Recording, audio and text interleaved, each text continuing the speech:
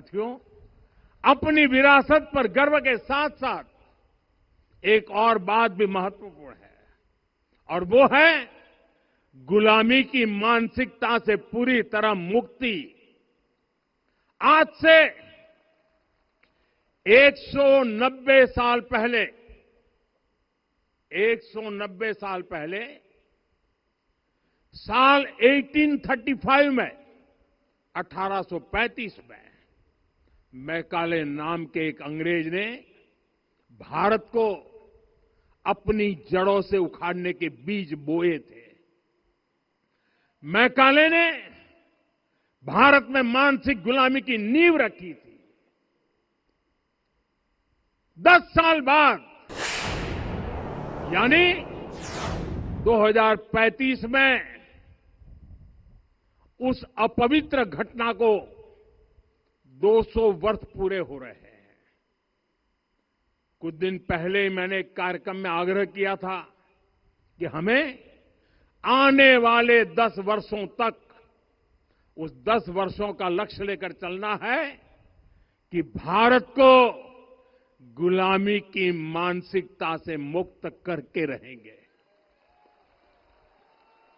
साथियों, सबसे बड़ा दुर्भाग्य यह है कि मैकाले ने जो कुछ सोचा था उसका प्रभाव कहीं व्यापक हुआ। हमें आजादी मिली लेकिन हीन भावना से मुक्ति नहीं मिली। हमारे यहां एक विकार आ गया कि विदेश की हर चीज, हर व्यवस्था अच्छी है और जो हमारी अपनी चीजें हैं उनमें खोट ही खोट है। साथियों, गुलामी की यही मानसिकता है जिसने लगातार यह स्थापित किया। हमने विदेशों से लोकतंत्र लिया। कहा गया कि हमारा संविधान भी विदेश से प्रेरित है, जबकि सच ये है कि भारत लोकतंत्र की जननी है, मदर ऑफ डेमोक्रेसी है।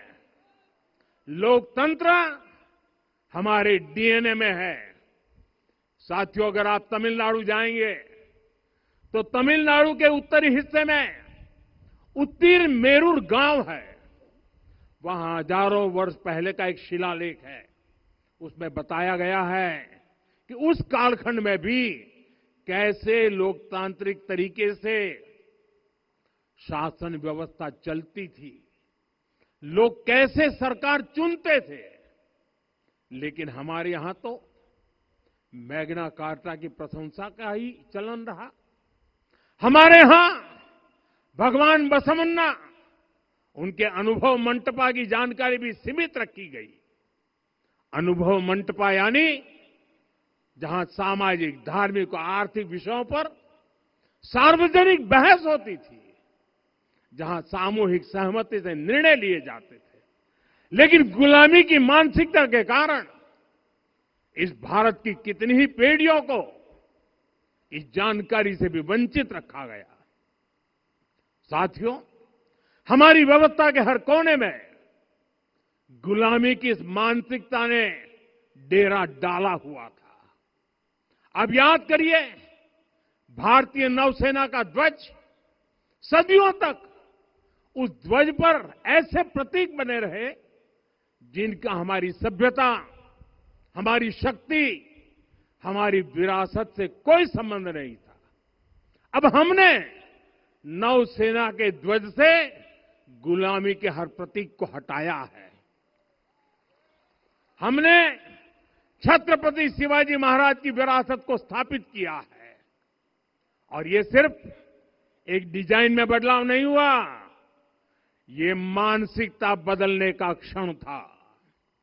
ये वो घोषणा थी कि भारत अब अपनी शक्ति अपने प्रतीकों से परिभाषित करेगा, न कि किसी और की विरासत से।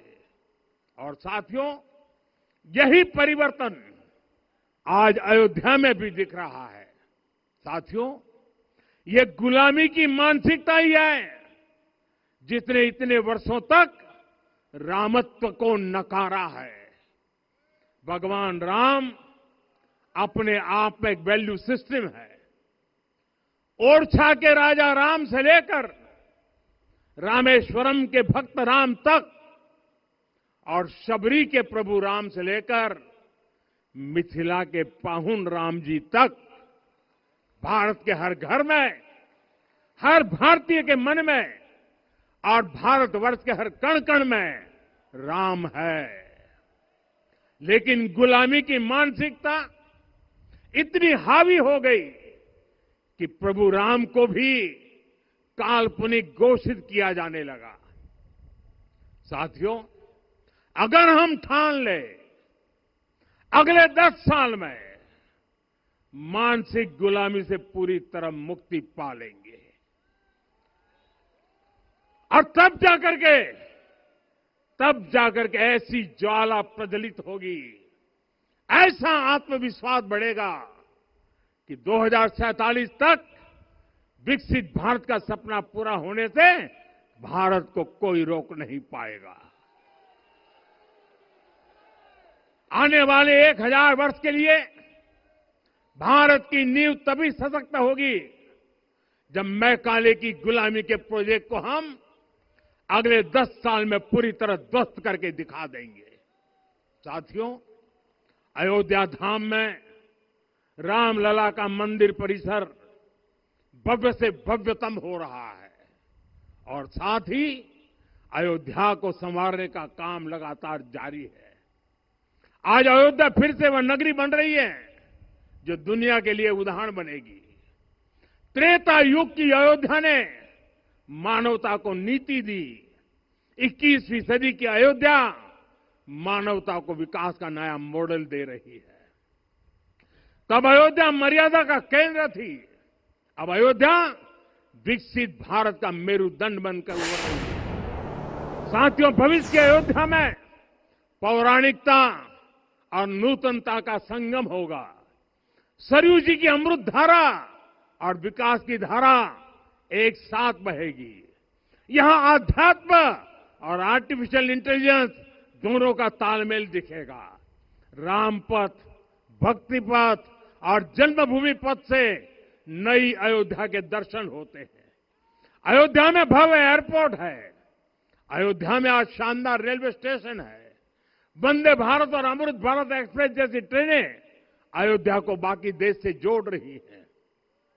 अयोध्या वासियों को सुविधाएं मिले, उनके जीवन में समृद्धि आए, इसके लिए